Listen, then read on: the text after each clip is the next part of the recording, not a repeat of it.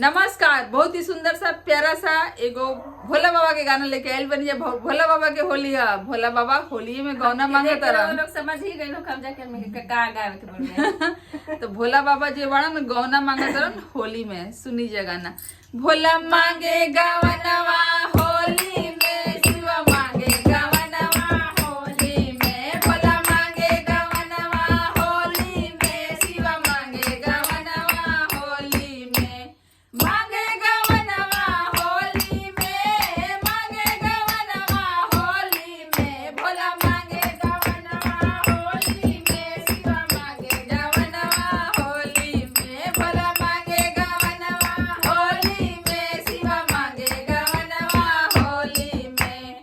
पहला संदेशा ब्रह्मा जी के आइले, ब्रह्मा जी के आइले हो, ब्रह्मा जी के आइले। पहला संदेशा ब्रह्मा जी के आइले, ब्रह्मा जी के आइले हो, ब्रह्मा जी के आइले। गौरा के मन नहीं कैले हो, गौरा के मन नहीं कैले हो।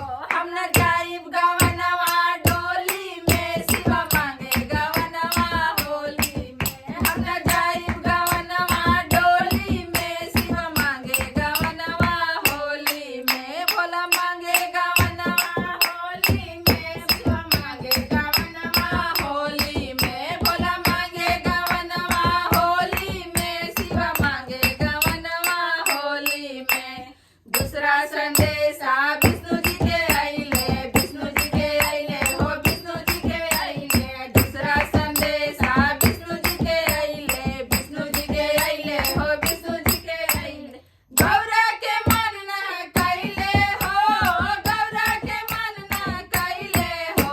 हम न जाइब गवनवा डोली में, शिवा मांगे गवनवा होली में। हम न जाइब गवनवा डोली में, शिवा मांगे गवनवा होली में। भोला मांगे गवनवा होली में, शिवा मांगे गवनवा होली में। भोला मांगे गवनवा होली में, शिवा मांगे गवनवा होली में। तीसरा संदेशा भोला जी के आइले, तीसरा संदेशा भोला जी के आइले, भोला जी के आइले हो, भोला जी के आइले। गौरा के मन नहीं भइले हो, गौरा के मन लुभाइले हो, गौरा के मन लुभाइले हो, गौरा के मन लुभाइले हो।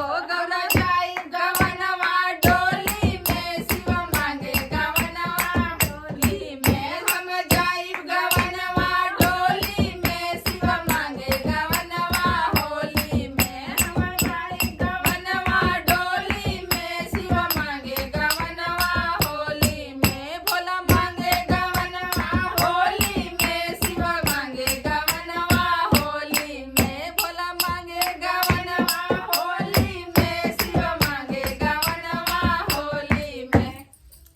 धन्यवाद। गाना अच्छा लगे तो वीडियो के लाइक करी करिए, जा, शेयर करी जा, चैनल पर नया बनी जा तो सब्सक्राइब करके जाई जा। धन्यवाद।